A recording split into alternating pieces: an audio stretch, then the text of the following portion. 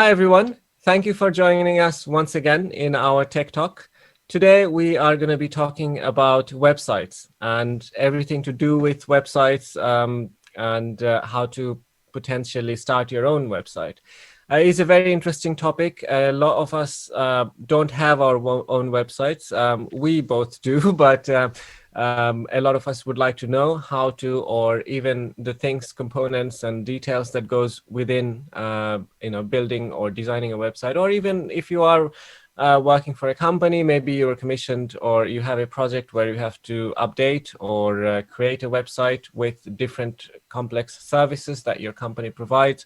So there are many use cases, and it's a good idea overall in current days where everyone or every company has a website. It's always a good idea to at least know about it, how the website's working. Even if you're not creating or managing one, you're definitely using one. You're using one to watch us or listen to us right now. So at least find out what the inner workings are of a website with us today. Here with us today, I'm Rinat, and here with us with the expertise we have, Amit. Hi, Renat. Thank you so much for the introduction. Yeah, quite excited to talk about websites today. We both know a lot about website, but I think it's very useful for the listeners to understand how things work in the back end. So, with our usual mechanism that we have, I'm going to be asking most of the questions because you have more of an understanding. And hopefully, our viewers and listeners will get a lot of value out of our talk today. So, let's start with the most basic and fundamental question. What is a website? So, a website is a collection of web pages and it's hosted on a web server. So, think of it as a computer on which there are some files, there are some text files, there are some audio files and video files or images, and you want to access it over a network. So you have, say, two computers in your own house, and those two computers are connected using a LAN cable, and they want to share files between each other. So, say one computer has the files, and the other computer wants to get access to those files. So it's a simple network. Now imagine you're connected to the whole world. So that's the web, the internet or internetwork, and over that you want to access files of some people or get some information. So you use a browser to access certain pages. So initially you had different protocols like file transfer protocols or HTTP. I'll not go too much into detail now, but those are the essential protocols to access web pages. So basically what web pages are is a collection of websites are a collection of web pages hosted on a web server. Essentially that is what it is. Right. Okay. Well, that's clear. I mean, that's obviously a a good way of showing, how you scaled up from two computers to all the computers in the world. I didn't actually think about it that way before. No, that is very helpful. So why would one need a website or a company need a website? So in today's world, everyone has access to the information using the internet. So be it a company selling products, say Nike wants to sell its shoes, but people can only have access to Nike through their stores. Now, if they want to sell something online, they need to have a page where they can advertise their products and they can sell those products. So that is one use case. The other use case is you have a blogging website. So people want to share on a day-to-day basis about technology, about their daily life, about some topic that interests them. So that is one aspect. The other aspect is marketing. So you want to have a website where you want to market yourself, maybe as a brand. So you have your own personal website. Then there is another kind of website where it's government websites where they have information related to all the necessary things that are related to the government. Say what are the different policies, what are the different regulations, how do I apply for a visa, how do I apply for a passport, how do I buy a house, things like that. So for all these informations, you have different types of websites, and it helps people to get access to those information using the internet. So that's the main reason why it's useful to have a website. So, I mean, obviously you mentioned many use cases, but if I wanted to, like, as a user, if I wanted to summarize, I think I would say, like, you can consume information, you can interact with it. Like, for Yes. example, you can, whether you can make a purchase, or you could probably, listen to a podcast, or you can maybe play games. So you can consume information and interact with it, or you can also give information, maybe whenever you're filling out a form or things like that. So Yes. that's one way to look at it. So you can't talk about website without listening to the term URL. So what is URL? What does it stand for? So it's stands for Uniform Resource Locator. So basically, it tells. So when you want to go to a website, you actually open a browser in your computer. It could be Internet Explorer, Mozilla Firefox, or Google Chrome, or Apple Safari. So you start a browser, and then you type a URL, Uniform Resource Locator. So you're searching for a resource, and you want to locate that resource. So there has to be a locator to identify where the resource is and fetch that resource to display it in your computer. So you type the URL https colon / www.google.com. That's a URL. When you type that URL, the browser knows where to fetch the page for Google. And that's what the function of a URL is. You mentioned browser earlier as well. So browser is just a desktop application. It's just like any other application you have in desktop. But what we see in the middle is the part that is being received from outside world. Is that? So think of it as like opening files. So you have applications like VLC to open video files, and you have Yeah. applications like Foobar or Winamp to open audio files, or even iTunes to open audio files. Hmm. And then you have, say, Picasa or Windows Photos or some kind of a photo app to open images. And you have Microsoft Word to open Word files. Now, if you want to open web pages which are written in HTML format, you will need an application, and that application is a browser. You can open the HTML page in, say, Notepad or any other word editing software, but you will only see the code. You will not see it rendered on a screen in a format that is pleasant or user friendly, which is interactive. So for that, you need a web browser. So it's basically a tool to open a type of file in your machine. Yes, and that type of file, obviously, the browser gets from the URL, which is Yes. what the user specifies. Okay. Um, okay, so I mean, obviously, when I self-taught myself how to design a website, and when I was sort of exploring or playing with the tools, I came across these terms like domains, subdomains, and top level domain, anything to do with domains. What are those? Tell us a bit So about that. So it's interesting. I mean, we talked about URL and the structure, and the URL has different components to it. So HTTP or HTTPS, which stands for secure, is the protocol. So we are telling in the URL that you please use this protocol, HTTP, Hypertext Transfer Protocol. If you want to access certain files, we use FTP, File Transfer Protocol. So that's the first part of the URL. The second part is the domain, www.google.com. So that's the domain. And then you can have a path with a query.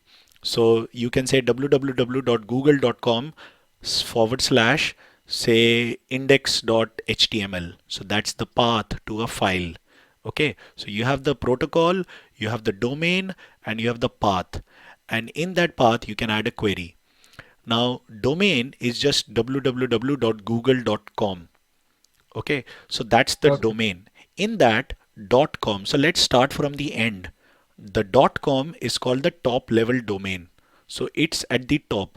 So you can buy domains for multiple names, multiple companies, multiple people using the top level domain. So amitsarkar.com, rinatmalik.com, youtube.com, dell.com, hp.com, apple.com, intel.com. Everything ends with .com. So .com is the top level domain.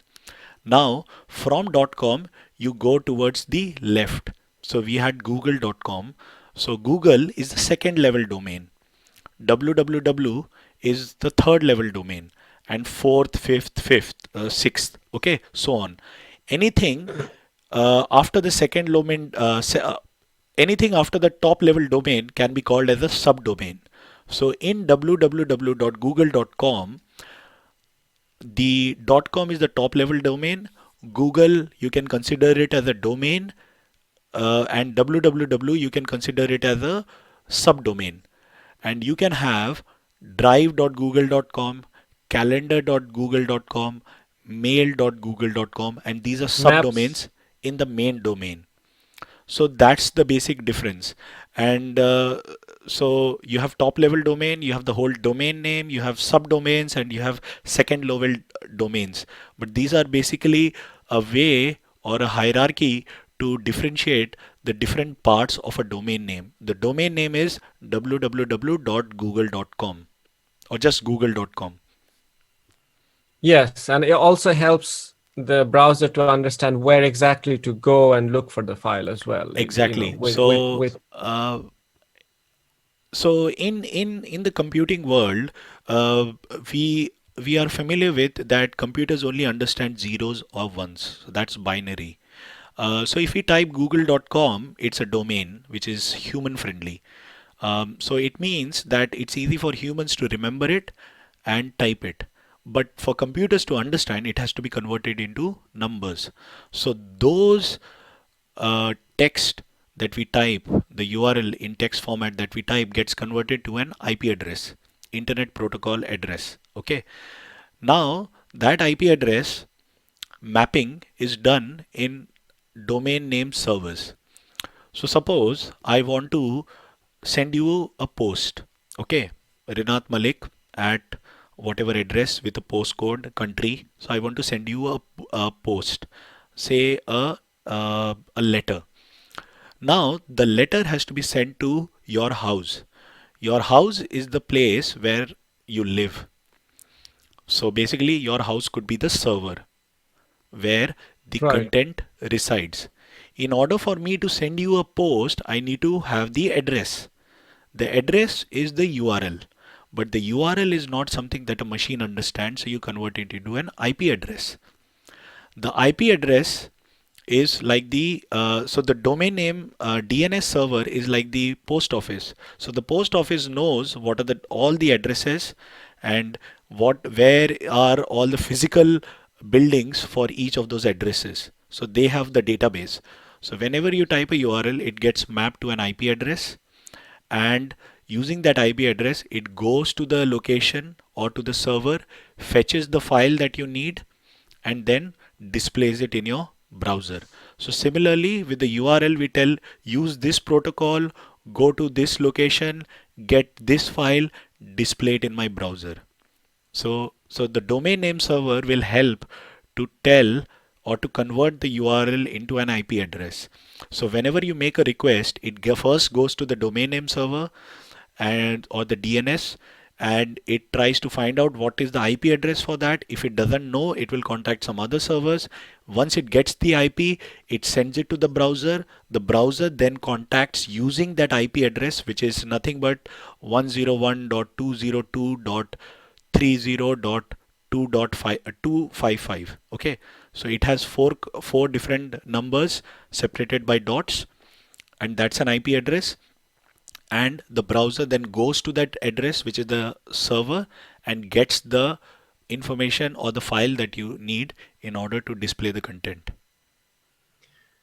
Thank you, Amit. So obviously, when we are, now that we know about domains and top-level domains and URL, now I want to understand how do I buy one? Now I want to have my own website. So what's the first thing? I think I need a domain.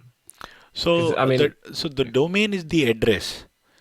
But the house is somewhere else. So you have content hosting and domain registration. So these are the two things that you need to figure out when you are, or content hosting or web hosting. So these are the two things you need to figure out when you are starting a website.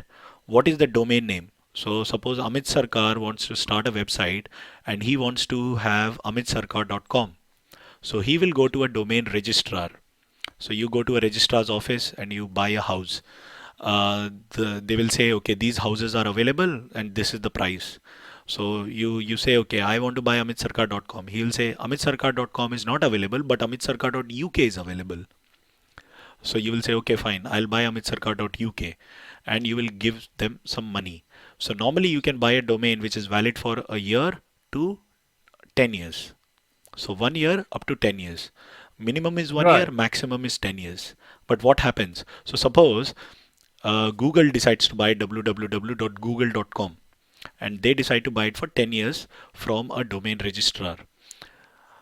At the end of the 10th year, the domain doesn't disappear. The domain is still there, but it's no longer registered to Google.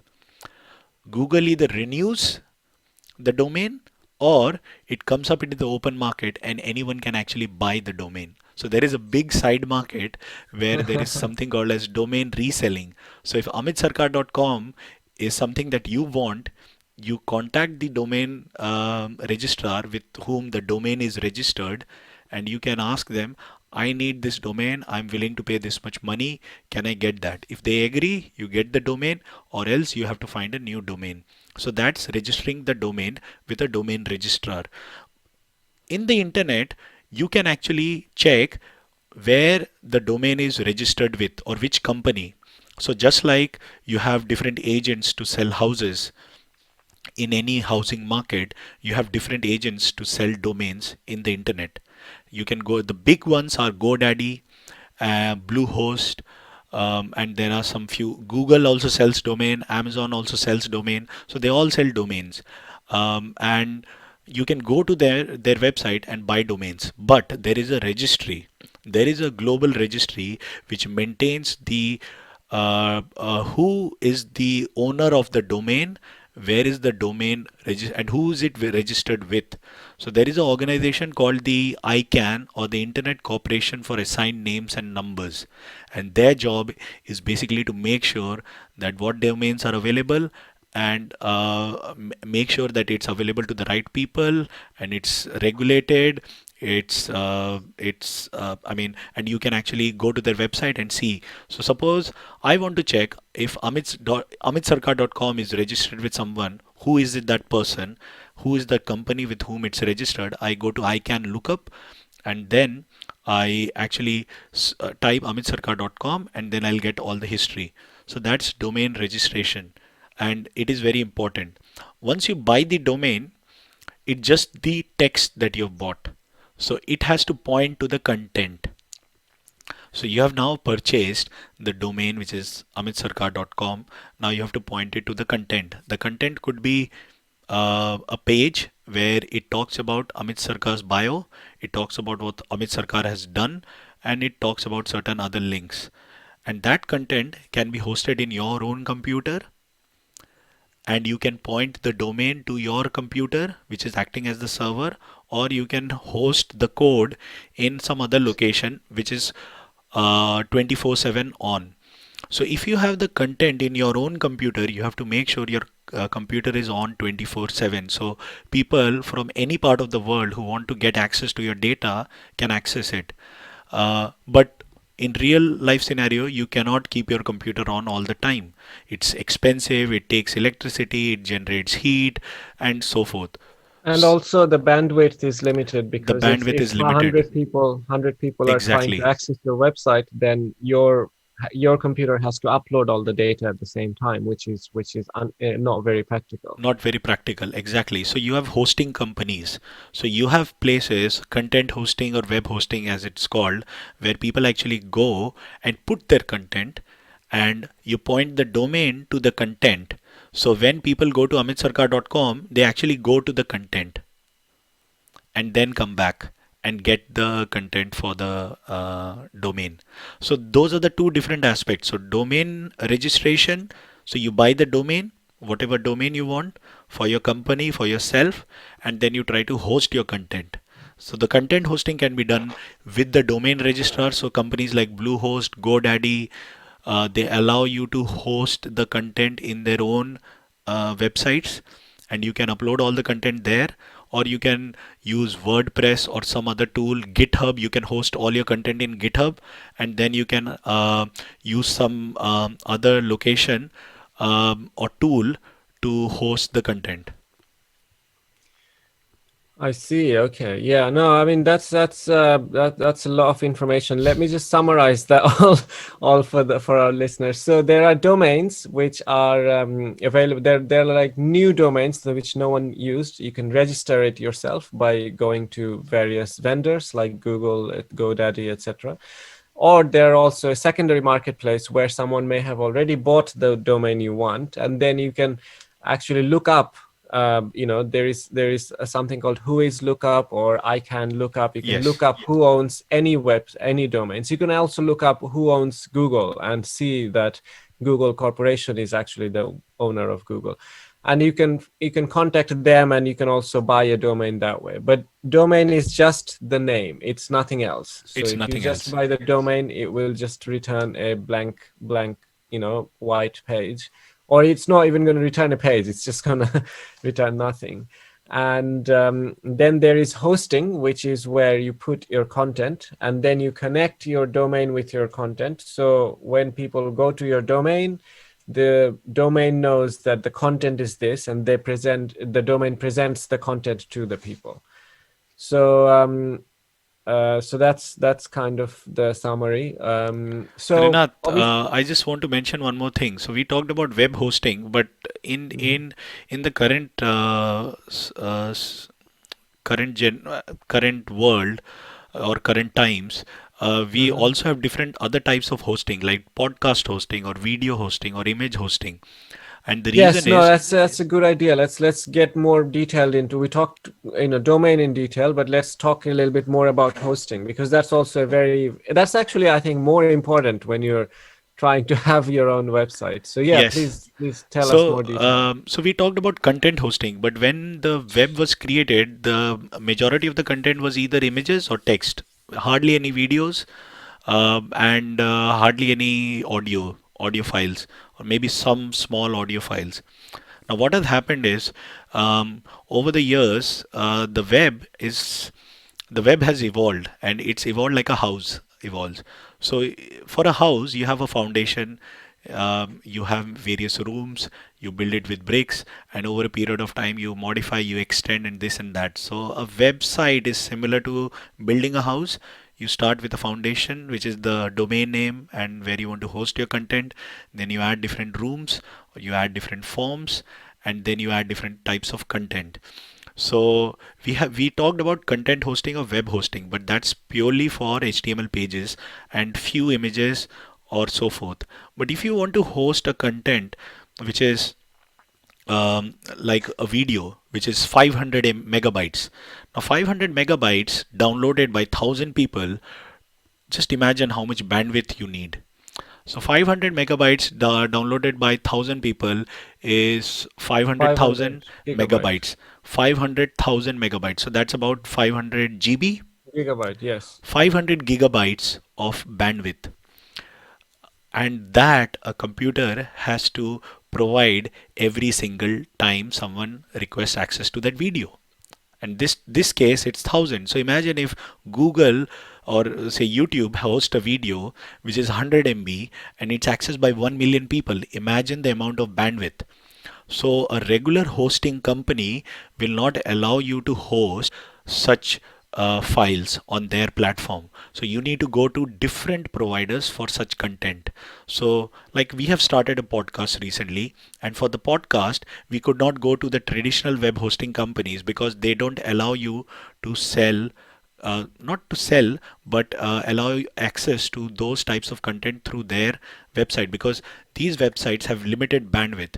And if we have an audio file 50 MB downloaded 1000 times, that 50 gigabytes of data or data generated, and imagine the amount of data. So a lot of companies don't have that capacity, so they go to specialist companies. So in our case we went with Captivate, but there are other companies like Podbean, there is Libsyn, Buzzsprout. There are various other companies where you can actually go and host a podcast. And similarly, there will be other companies where you can host videos and other types of high bandwidth files.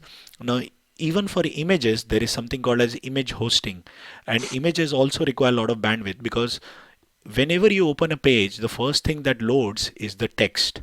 The text loads very quickly, but then the images start loading, then the video starts loading, and even then, people don't download the video. The web browser doesn't download the video. The browser just displays a container where the video should be displayed with an image. When you click on it, it starts streaming. So that's where the concept of streaming came, where it's you're only downloading the amount of information that you need to play the video. That's why in YouTube you don't download the entire file, you stream the file, and that's why streaming protocols emerged. But I just wanted to make sure that people are aware that there are different types of hosting. So there is normal web hosting, there is image hosting, there is video hosting, there is podcast or sound file hosting, there is you will need something for your email, so there will be a different server for email and so forth. So those are the different types of hosting, but for a generic use case, web hosting will suffice. Great. Just for practical reasons, let me just add a little bit onto that as well. That so if our listeners want to create a dedicated website, say for example podcast hosting or for video file hosting, then obviously there is a need to look for that kind of specified hosting providers. But usually, if you're just starting out and you're thinking of building your first website, usually, the regular hosting providers like Bluehost or GoDaddy or HostGator, there are many in there. They are just fine. And also, in the beginning, even if you are thinking of that, you're going to have a higher bandwidth, once you start to get more engagement from people, then you can always move on to the higher tier hosting providers. But it's probably a good idea to start slow, start from the basic, and don't take on too much. You don't get one hosting for your website and then another one for if you're just doing podcasts, then just get a hosting provider for that. If you're building a website, it's probably better to just have a regular hosting provider rather than thinking about, oh, I need a video or I need a video. It's probably just best to upload on YouTube. Podcast, best to just have a podcast hosting provider.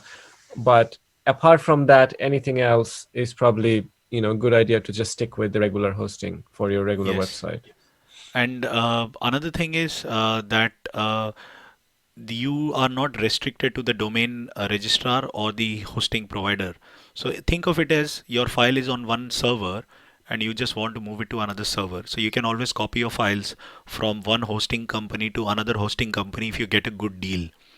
And that is the beauty of internet. So suppose your content is with GoDaddy and tomorrow you get a good deal with Squarespace, so you can actually move all of your content from there and go to Squarespace.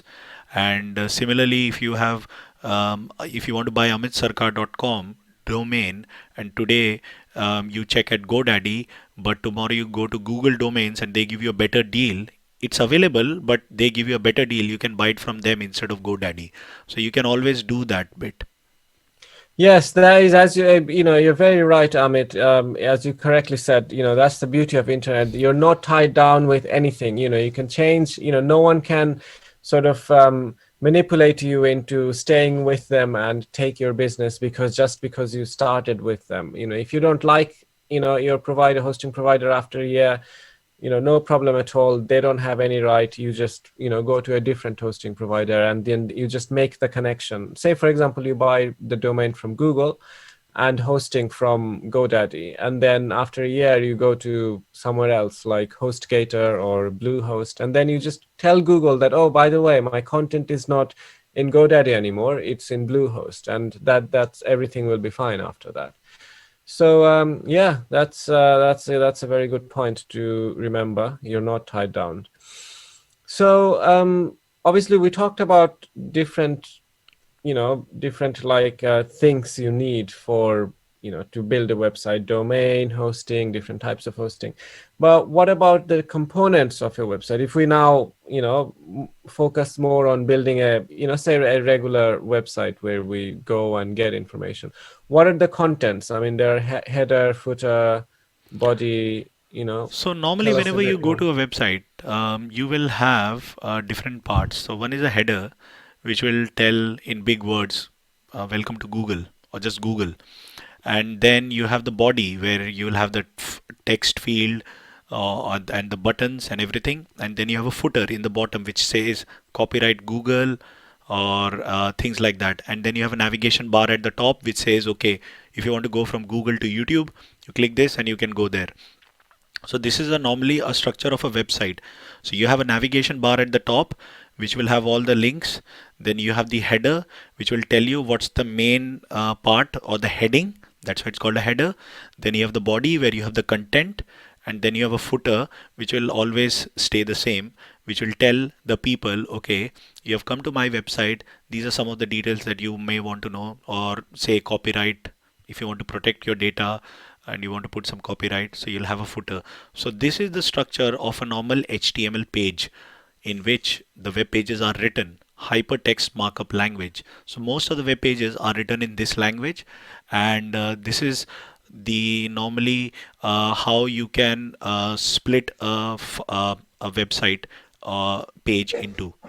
So you start with the navigation bar, and the navigation bar is also useful when you are accessing the web page from a mobile phone, because it's difficult to navigate to multiple pages quickly. So you add a navigation bar which will help you to navigate from, say, home to about section or contact section or media section or something else.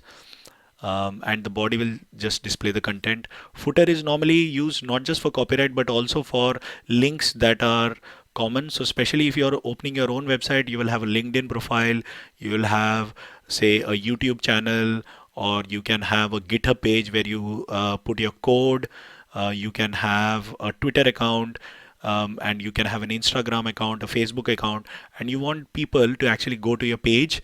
So you can put in the footer, which is quite convenient, so that people always have access to that information if they need to go somewhere from your website. So yeah, traditionally a website can be split up into these. HTML page can be split up into these four different types of elements or components. Right, right. Okay. So these are like four conventional sections in a web Yes, page, which usually you always see. yes, And when you're designing a website, you don't want to be too adventurous. You want to have these traditional sections so people are not like completely confused when they exactly. come to your website. Yeah, yeah. So that's why it's important to sort of follow that pattern. So how do you make your website more accessible? So, when we talk about accessibility, we are looking at people who will not be able to interact uh, properly with the internet or the computer. So, let's say we have people who don't have one limb, so they don't have one arm. So they have just one arm, or maybe they don't have two arms. Some people have poor eyesight, so they cannot see the content clearly. Some people are hard on hearing, so they can only read but they cannot hear anything. Some people are colorblind, so they can only see certain colors, they cannot see all colors. So things like that. So these are the type of people that we want the web to be accessible to. So we are looking at people who are not able to interact properly with the computers, and how do we let them get access? So when it talks about colors, you always find most of the websites use a normally the same color scheme, because it's easy for people with who are colorblind or people who have normal vision to have a look and differentiate all the colors easily. The other thing is, whenever you have an image, you have an alt text. So alternate text. So sometimes when an image doesn't load, and people who are blind, and they don't know if there is an image, they use a screen reader, and the screen reader will say, here is an image with this title. So they know, okay, There has to be some image with this. So for images, you can use alt text. For video, audio, you can use an alt text. So when a screen reader is reading, they can differentiate. Then you have to use proper HTML tags for heading, for body, for everything. So HTML is a very simple and semantic language in the sense that um if you say heading 1, it means it's the top heading, it's the main heading. Then you have heading 2, which is a subheading, heading 3, subheading.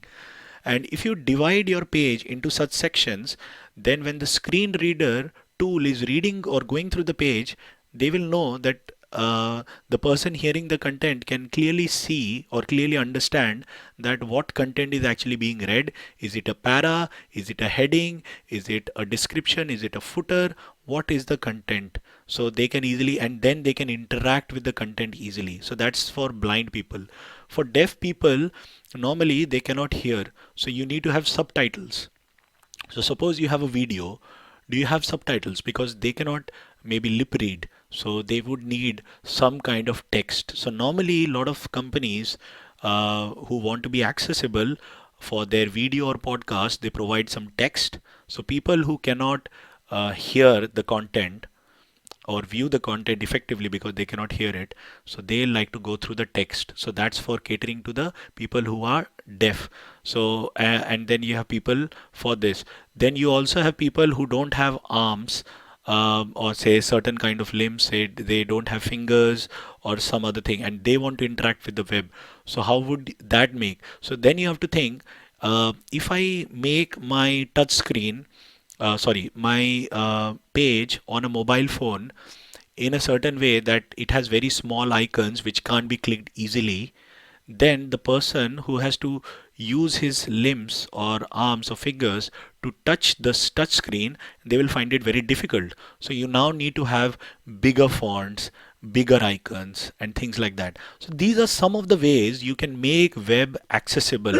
And it is very important because a lot of people think that if you have built a website, anyone can access it, but they forget about a large section of people who cannot interact with such devices. And it is very important that we make our website accessible to them as well. Now, in order to make sure that your website is accessible or not, you can actually do a accessibility test. And Google Chrome by default or Google Lighthouse can do a test for you. So you just type in the URL where your content is hosted, and they will run a test, a series of tests, and they will say whether you're following the guidelines or not and whether your website is accessible or not. Yes, accessibility is one of the key things. It's a very important thing to think about when you're building a website. I mean, you might think that, oh, you're reaching the majority of the people, but a lot of the times, if you really think about accessibility, then you'll realize that if you're just catering for one device in one way, then you're actually missing out on majority of the people. I mean, if you think about it traditionally, as the computers evolved, our major way of interacting with a computer was keyboard and mouse. So it was tactile. But we as humans are equipped with 5 senses, and there are, I mean, you could even now interact with a computer with your vision, with your eye movement as well. So there are all 5 ways to communicate with a computer. You have to think about, maybe, depending on your skills and ability and, various other factors, you should cater for as many as possible. So you're sort of, making the website more accessible to all people with all kinds of abilities. The other thing is, obviously, as you mentioned, Amit, the devices. Yeah, when you're designing the website, you're probably designing it in a computer and you're thinking, oh, yeah, this looks nice. But you also have to absolutely always think about all the different devices people are going to use across the world. It could be Apple, it could be Windows, it could be phone, it could be tablet, many things. So yeah, this is a very important topic. And Another, Rinat, yeah. before you go, I just realized I missed some other points when it came to accessibility, and that is languages and regions. So lot of times we isolate people from certain parts of the world. So say people in Africa, people in India, people in China, people in say South America. where there are a lot of internet users, but maybe the content is not accessible to them. So we need to cater to them as well, so that the content is accessible to them in their maybe their language, so or in their region. So that's why translation is very important, and Google and a lot of other big companies, they focus on translation of their text, because that makes their content accessible to more number of people who cannot speak English, but they can only speak in their native language. And that's where you are missing out on a huge chunk of population. So the majority English speaking countries are UK, US, New Zealand, Australia, and Canada. So these are the five main countries where English is spoken quite a lot. The other parts of the world, people speak in different languages. They speak Spanish, Chinese, Hindi, Bengali, Portuguese, and Russian, or many German, Deutsch, or many other languages. And for them to access your content who cannot read English or understand English, it is actually quite important to have those translations as well. So we have to think about all the type of people living in this world with different disabilities, and with different in living in different regions of the world, who need access to your content. Yes, absolutely, and accessibility, as you know, as we said before as well, it is very important. But at the same time, we we don't want to discourage you with all the work that needs to go in a website. True. So I would advise to follow the agile principle, where you sort of start with the basic, and as soon as you have the MVP, minimum viable product, publish it, and then keep adding more stuff. Don't be discouraged by all the things that you have to do before you build a website. No, you don't have to do it before you publish it. You can just do the very skeleton of it, publish it, and then keep adding more things. So that's what I think we would advise. So accessibility is a very important topic. Another important topic is security, and privacy and security, all of that. So tell us a little bit more about security. HTTPS, SSL certificate. How do you secure a website? Tell us a bit more about that, Amit. So that is quite relevant in today's world, where people can actually do a lot of scams, and they can dupe you of some money, and they can get information from you by sending you a rogue URL. So normally how Google or any other big search companies, they identify whether a site is legit or not is by the certificate. So normally when you go to any banking website which deals with financial transactions, you'll always see HTTPS in their URL. So HTTPS colon the domain name. It could be any bank, and that's one way to say that this protocol is a secure protocol, and Google has identified the certificate of this particular domain, and it's a valid domain.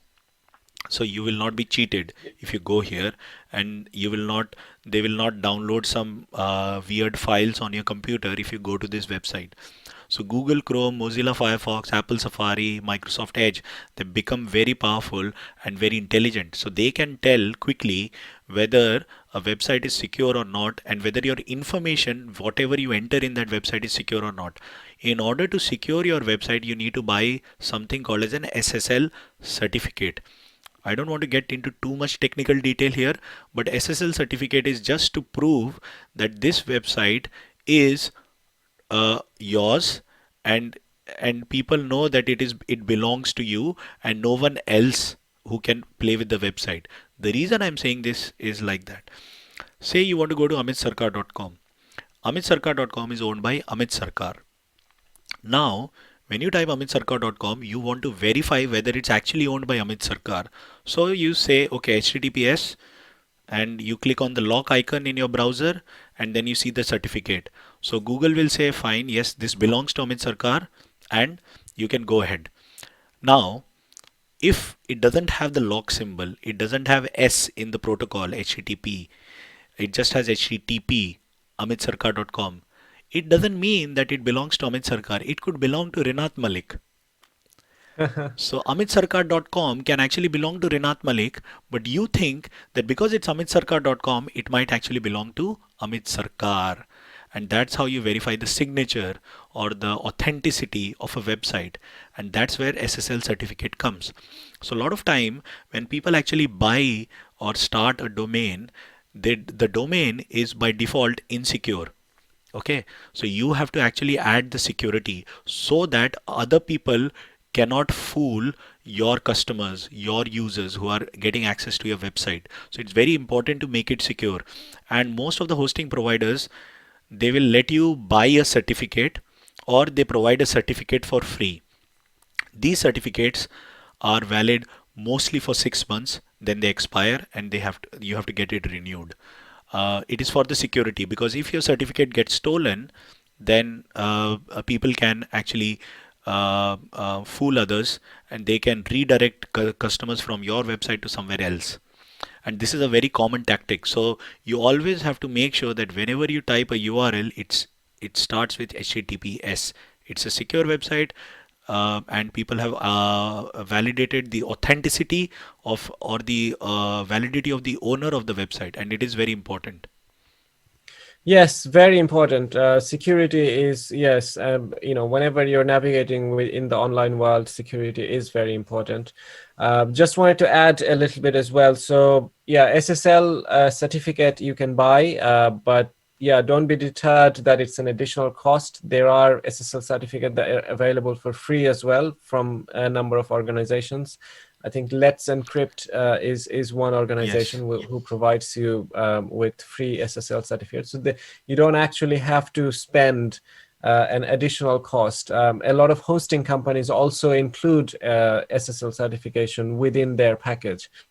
So yeah, it's not necessary that you pay for it. So don't be deterred by an additional cost. But yes, definitely do have SSL certification in your website. I remember back in the days in 1990s or 2010 or earlier, all the website was HTTP, and then it slowly started to become HTTPS, which obviously you mentioned S is for secure.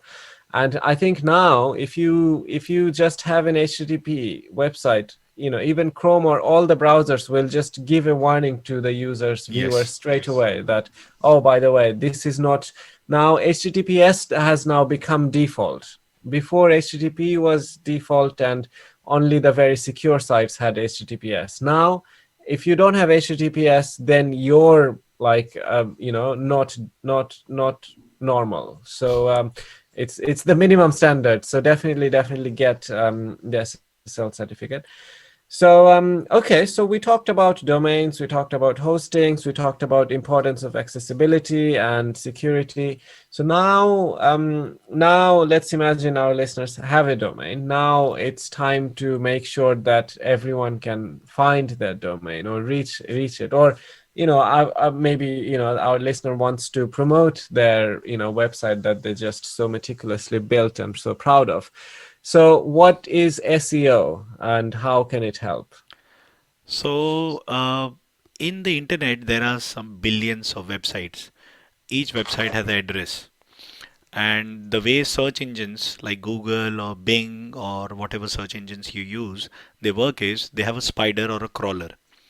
And they go through or they scan through all the pages that they can possibly find. And the way they scan, especially Google, is they go to a page, and that page will have links to multiple sites. Say Wikipedia has links to IMDb, Apple, and many other sites. So it goes to one Sorry, page.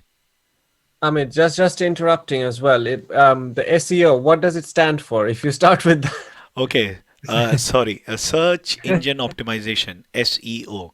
So, in yes. order for people to search your URL or your website, it is very necessary that you optimize your website for search engines. In this case, Google or Bing or whatever. So I was talking about how search engines work. So if Google's crawler or spider, they crawl through the internet, and the way they work is they go to a website and they click all the links on that website, and they go to those websites and they click on all those links to those websites. So if your content is on some of those big websites, it's easy that your content will be found. So that's why a lot of people host their content on big providers. So say Google Domain, GoDaddy, or some place like that, where your content will be easily found. But when you buy a new domain, amitsarkar.com, people don't know about it. And if they do a Google search, Google will not return any result because Google doesn't know that amitsarkar.com has been purchased by someone and some content is being hosted there. So you have to tell Google, okay, I have built this website and these are all the pages in my website and this is the site map. So I mean, when we are talking about search engine optimization, we have to talk about sitemap. So normally when you go to website, say a company website, you will always see sitemap, and the sitemap basically tells what are the different pages. So you will have an about page, you will have a contact page, you will have an index page, you will have say a media page, a resources page, etc. And these are different pages.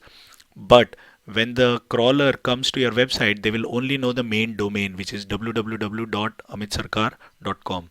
They'll not know about contact or about or those pages. So you have to tell the crawler that okay, you have come to my website. My website has 10 other pages.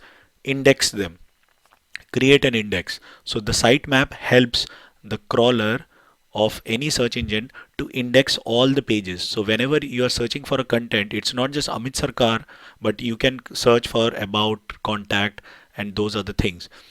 And in order for you to optimize your website, first thing you need to do is go to Google Search Console and then get a file from there and upload it to your website, and then Google will know that this domain exists and this is a verified domain by the user. You can verify it using your email address, and then Google will show it in the search results.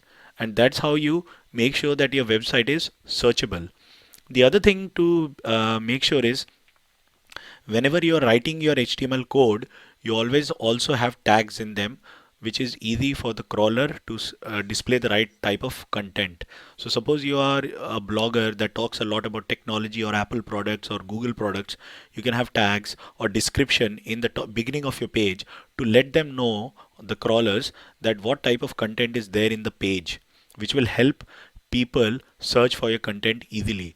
So there are different other ways in which you can optimize, but whenever you start a website, make sure that you do a Google search of your domain. If you cannot see your results in the Google search, it means no one can search your website until unless they know your URL. So in order to enable it, you have to go to Google Search Console, download a file, upload it to your website, and then Google knows your website exists, have a sitemap, a list of all the pages, Google indexes all the pages, and then your whole website will be available in Google search. That is a great tip because, yeah, a lot of us, I mean, even for me, when I built my first website, after that, I just thought, okay, I'm done. I'm quite satisfied, but then I forgot that it's still not. It's a lot of people just go to Google and search it first. No one wants to remember the whole, the website name or whatever. It's too much hassle. So it's just, go to Google and type the name and it will come up. But yeah, so it's very important, listeners and viewers, to, after you finish designing your website, do some SEO. You don't have to hire a third party company for it. It's quite straightforward, as Amit just explained. Just follow what he just said, and it's just easy as that. So now we've covered a lot. We covered all the different things that goes in a website. We also, looked at what to do after you build it. Now let's go a little bit more into details. If our listeners are still having the patience to listen, let's just go a little bit more detail in terms of how to actually, do the code. Well, not necessarily the coding, but what are the things involved in the nitty-gritty of building a website. So how do you build a website? What is HTML, CSS, JavaScript, all of these things I hear about. And also I've also built a website with these, and there is PHP, there's database, mail server. So there are many of these things that I came across when I was building my website. So give us an understanding of that, Amit. Okay, so whenever you build a website, you have to write it in some computer language. And the default computer language in which you write website is HTML or hypertext markup language. In this, you have tags, and inside the tags, you put content. And the CSS is basically styling of the HTML page. So suppose you write a content about your bio. Amit Sarkar is great. Amit Sarkar is blah blah blah. Amit Sarkar is this. Amit Sarkar is that. Now you want Amit Sarkar is great in bold, and Amit Sarkar is blah blah in italics. So, and you want it in a different font, a different color, different location, maybe a margin or a border around it, things like that. So that's where CSS comes, cascading style sheets. So that's the styling. So you have HTML, which is by default just text, and it will have links, hyperlinks, which will take people to different content. And then you have the CSS, which will do the styling. Then you have JavaScript. So JavaScript is normally used in browsers to do some kind of interaction with the user. So suppose you see an animation in a website that's more or less done by a script. It could be a JavaScript, it could be a PHP script, it could be some kind of a script, which is again written in some kind of a programming language. So you will use those scripts to do some things like, say you minimize your website and you have a burger menu, and when you click on the burger menu, it should display all the links. That has to be done using a script. You cannot just use HTML or CSS styling to do that. So that's where JavaScript and PHP comes. And the other PHP, sorry, what is PHP? JavaScript, I thought that's for PHP interaction. is again a programming language. And I'm not aware of the full form, but it's a programming language that is commonly used, especially in WordPress websites and WordPress plugins. PHP is very common. So yes, so those are the different programming languages that you might script to do some kind of user interaction. The other thing you have to be worried about is user data. So whenever you collect user data, and you will collect user data in terms of a form, so you put contact me, and then you'll ask for a name, a mobile number, and an email address. So that will get collected through a form, and it will get stored somewhere. You can store it in an Excel file, or the better way to do is store it in a database. We're not going to talk in detail about database, but database is nothing but an Excel file with lot of rows, lot of columns, and each row and column will have some data in it. And each Excel file can be called as a table, and then you have multiple tables, and those tables are related. So things like that. So you have all the content that you get from your user. It could be sales data, marketing data, analytics, user information, their username and passwords if you have a login, and their order history, their payment details, their address, everything in one database. So you have that. Then if you want people to send you an email, so say people send email using Gmail, or you want to have actually in your domain. So I have amitsarkar.com domain, and I want people to send email to Amit at amitsarkar.com. In order for them to send me an email, I need email hosting. So I need to maybe host it on Gmail and then redirect it to my domain, or buy from some third party some email hosting where all my emails are stored and I can get access to them. But when I tell people to contact me at amit@amitsarkar.com, the email will come to my email hosting provider, and I can reply back using my email. So these are the things that you actually need in order to build a website. Now bear in mind, we have talked about domain and hosting. The only thing that you actually need to pay for before you build a website is for the domain. Normally it costs from $10 to about $20-$30. Okay, for depending upon how much time and how valuable that domain is, and how much time you have bought it for. Have you bought it for a year, or have you bought it for 10 years? So once you buy the domain, you can actually host your content in your own computer, or there are websites where you can host your content for free. And when I say content for free, that is basically nothing but your HTML file, your CSS files, your JavaScripts, your images, any of your documents. Say suppose you want to upload your CV, so you upload everything in one particular host provider. So it could be GitHub. GitHub is a very common repo for hosting code, but you can actually host your own the whole code of your website in GitHub. And then you can actually use different other websites like Netlify or Jekyll or Levity, and these are site generators. Normally they are static site generators. They don't work with dynamic components, but you can use them to generate the website for you, to do all the building and the configuration. And when you go to amitsarkar.com, you'll see your whole page. So we talked about these components. Now, there are different types of websites. One is static, where is just content is displayed. There is no user interaction. So you can only view the content. You cannot do anything with it. You can click go to a different page, but you cannot actually interact with it. When you have a dynamic website, you can actually interact with the website. So it means that the website is customized. So amitsarkar.com will come as something different to say Rinat Malik, and it will come different to say XYZ person. So that's a dynamic which is personalized based on his or her usage. The other thing is dynamic website is where normally you buy content. So e-commerce websites where you actually go and buy some stuff, say Shopify or Amazon or various other things. So if you build a website where you want to sell things, say a t-shirt or a mug, coffee mug, you want to build a website with that, you need to be able to process payments. And for that, you need a payment gateway or a payment provider. So basically what they will do is they will integrate with your website, and you can then process cards, credit cards, debit cards, or banking websites or PayPal, and you can accept payments into your bank account. So for that, you need a payment provider. Now this is very high level.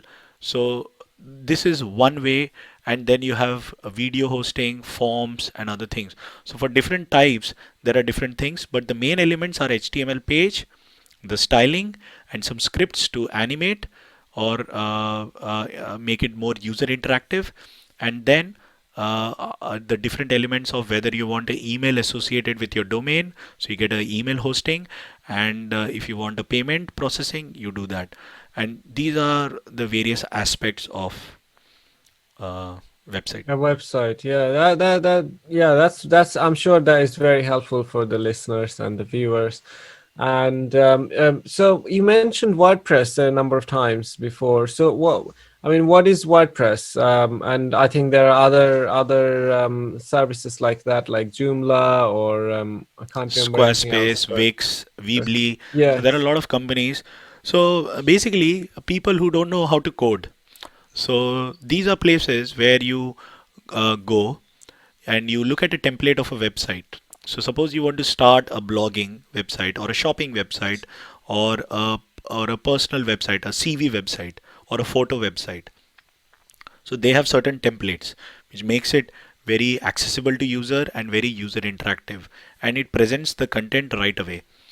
So for that you have templates, and you don't have to do any coding. There is drag and drop. So you can drag a picture from here, from point A to point B, and the back end coding is already done for you. So you don't have to do coding. So there are websites that actually help you to build websites. So Yes. websites to help you build websites and using templates, using drag and drop feature. So just like you do in Paint, you draw a rectangle and then you draw a circle and then you draw something else, draw a line, then you draw something else, and that's the interface with which you can actually draw an image.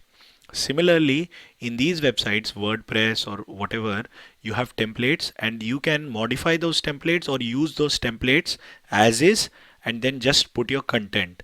So suppose you buy a template for a blog, it will already have a header. You just change the name of the header to the name of your website.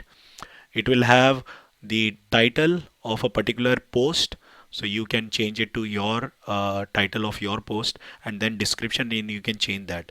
The design, the color, the font, everything is already taken care of. So you don't have to worry about formatting, and you don't have to worry about styling or coding or writing or dealing with HTML tags. So WordPress is quite popular because WordPress is normally free. For some of the other websites, you have to pay for it. So that's why WordPress is quite popular. But of course, with this flexibility, it actually binds you. So you cannot be more flexible. You can only play with the templates that they provide. So there is a pro and a con. So if you go with these websites, you cannot build anything and everything. And if you try to do that, you have to pay for it. And in the end, you will actually end up doing a lot of customization yourself.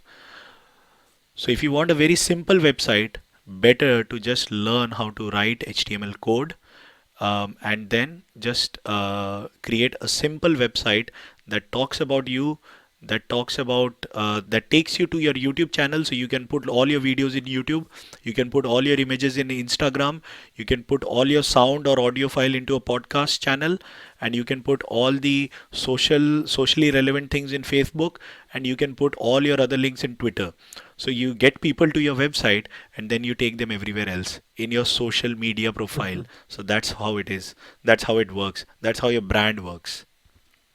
Right, right, okay. So no, that's good to know. But yeah, it's important, it's good information to have. WordPress is free. So you can leverage the benefit, but yeah, as Amit said, there are limitations. So if you have a very unique design idea, that you might not find any template that has that design you have in your mind. So you're binded in that sense. But if you're flexible with whatever template is given, then it's easier. So there is good and bad on both. But the reason WordPress is so popular is that it's good and it's also free. So yeah, I remember, as yeah, I think you mentioned it earlier, Amit, as well, that you know the only mandatory cost required in building a cost is just buying the domain name, and that also depends on how long you want to buy it for. But everything else can be leveraged, can be sort of accumulated, or you can get it from different places for free. So cost is definitely not an issue if you're thinking about buying a website. I think the give and take, obviously there is a give and take. The give and take is the time and effort you have to put in. Usually, if you pay for something, it makes your life a little bit easier. Makes you not having to code, or things like that. But if you are thinking of building your own personal website, yes, as Amit was mentioning earlier as well, just build a simple website. That would be a really good exercise for you to learn different components as well. Cool. So Just to let our viewers or listeners know, I built my website from scratch using HTML code, whereas Rinath, he used WordPress to build his own website. So we have actually, I'm lazy. it's not lazy, but you have used a platform, so you're more aware of how it works. So we just wanted to tell our viewers that we have actually used the different aspects. We have tried to do it for free, apart from buying the domain, but we have tried to do it in a way, in very different ways. I tried to learn how to code in HTML and then create my website, whereas Rinath went and found a template and then he created his own website. Yes, and yeah, as yeah, I mean, they both have benefits and also limitations. So obviously, calculate what you want to do and what is more appropriate solution for that. So yeah, I just want to reiterate. I think I've mentioned it in different times as well. I don't want to deter anyone thinking that this is a big project, because you can actually start well, I mean, whenever in the day time of the day you're listening to, if you can start today, and within 2 hours you can have a very basic website up and running. All you have to do is buy the domain, and then buy a hosting provider, or register with a free provider, and then these hosting providers will take care of the accessibility, or the initial part of it.